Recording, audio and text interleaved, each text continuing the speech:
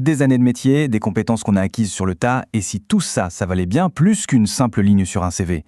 Et si toute cette expérience pouvait carrément se transformer en un diplôme, un vrai, officiel et reconnu. Eh bien, c'est exactement le principe de la VAE, la validation des acquis de l'expérience, et c'est ce qu'on va décortiquer ensemble. C'est la grande question.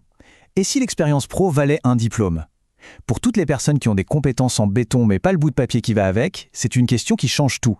C'est une porte qui peut s'ouvrir sur plein de nouvelles opportunités. Et la réponse à cette question, elle a un nom. La VAE. C'est une démarche officielle, bien cadrée en France, qui permet d'obtenir une certification professionnelle juste en se basant sur son vécu au travail. Et le gros avantage, c'est que ça se fait sans avoir à retourner sur les bancs de l'école. Il faut vraiment le savoir, c'est un droit inscrit noir sur blanc dans le Code du travail depuis 2002. Alors pour y voir plus clair, on va suivre un parcours en 5 étapes. D'abord, on va bien comprendre comment ça marche, la VAE. Ensuite, on verra comment définir son projet. Après, on s'attaquera aux fameux livrets qui servent à prouver ce qu'on sait faire. Puis, on parlera de l'entretien avec le jury. Et pour finir, on verra quelques astuces pour mettre toutes les chances de son côté.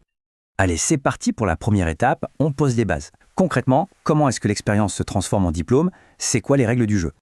Pour pouvoir se lancer, en fait, la condition principale, c'est de pouvoir justifier d'au moins 3 ans d'expérience.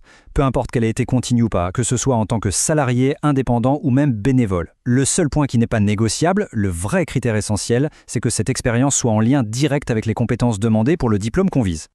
Bon, une fois qu'on a vérifié qu'on était éligible, on passe à une étape, mais alors là, fondamentale, la définition du projet.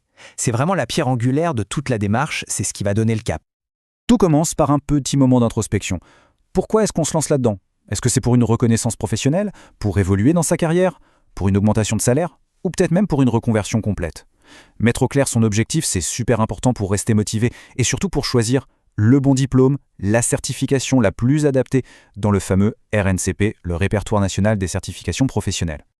On attaque maintenant le cœur du réacteur, les livrets. C'est là que ça se joue. Il ne s'agit plus de juste raconter son expérience, mais de la démontrer. C'est sans doute la phase la plus exigeante, mais c'est aussi la plus décisive. En fait, il y a 2 livrets. Le premier, le livret 1, c'est un peu le ticket d'entrée. C'est le dossier administratif qui prouve qu'on a le droit de candidater. On y met tous les justificatifs d'expérience. Et puis, il y a le livret 2. Ah, celui-là, c'est une autre paire de manches. C'est le plat de résistance. C'est là-dedans qu'on va devoir détailler, analyser, décortiquer son expérience pour prouver ses compétences. J'insiste vraiment là-dessus, le livret 2, c'est la pièce maîtresse du dossier. Il ne s'agit pas de faire une liste de tâches comme sur une fiche de poste, mais bien de fournir une analyse factuelle et rigoureuse des compétences qu'on a développées sur le terrain. C'est un vrai travail de réflexion sur soi. Heureusement, pour structurer tout ça et pas partir dans tous les sens, il existe une méthode qui a fait ses preuves, la méthode STAR. C'est simple, pour chaque expérience importante, on décrit la situation, la tâche qu'on devait accomplir, les actions précises qu'on a menées et enfin les résultats qu'on a obtenus. Si possible, avec des chiffres. C'est un cadre hyper puissant pour apporter la preuve de ce qu'on avance. Et ça illustre parfaitement l'erreur la plus courante.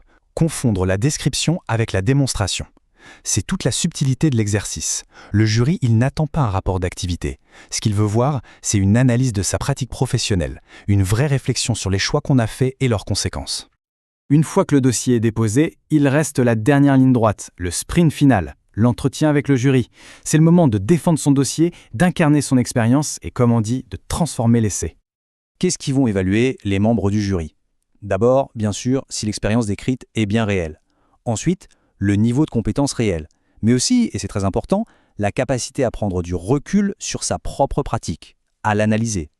Et évidemment, la manière de communiquer et d'argumenter à l'oral est aussi prise en compte. Un petit conseil très pratique pour bien démarrer cet entretien, il faut préparer une présentation de 5 à 10 minutes qui résume son parcours et ses réalisations les plus importantes. Une introduction claire et bien menée, ça met tout de suite le jury dans de bonnes dispositions pour la suite de l'échange. Ok, maintenant qu'on a vu tout le processus, la question c'est comment on fait pour que ça marche ? C'est ce qu'on va voir dans cette dernière partie, les clés pour réussir. Première chose à bien avoir en tête, le temps. Une démarche de VAE, ça prend en moyenne entre 8 et 12 mois. Ce n'est pas un petit projet qu'on fait en claquant des doigts, non, c'est un vrai marathon. Ça demande de l'organisation, de la discipline et surtout une motivation qui tient sur la durée. Alors, une question se pose. Est-ce qu'on se lance seul dans l'aventure ou est-ce qu'on se fait accompagner ? En solo, le risque de faire des erreurs ou d'oublier des choses est plus grand. Avec un accompagnement par un professionnel, on a une aide super précieuse pour structurer le dossier et préparer l'oral. Et le résultat est sans appel. Le taux de succès est beaucoup plus élevé. Et la bonne nouvelle, c'est que cet accompagnement peut souvent être financé. Et si jamais le jury ne valide pas tout le diplôme d'un coup? Surtout, il ne faut pas voir ça comme un échec. Une validation partielle, c'est une étape. Les blocs de compétences qui sont validés, ils le sont pour de bon. Il reste alors 5 ans pour valider ce qui manque, par exemple en suivant une petite formation complémentaire. Finalement, tout ça nous ramène à l'idée la plus importante, qui est parfaitement résumée ici. L'expérience a de la valeur. La VAE, elle permet simplement de la faire reconnaître de manière officielle. C'est vraiment ça, l'esprit de la démarche. Ce qui amène à la question finale, une question que chacun peut se poser à soi-même. Au fond, quelle est la valeur de sa propre expérience?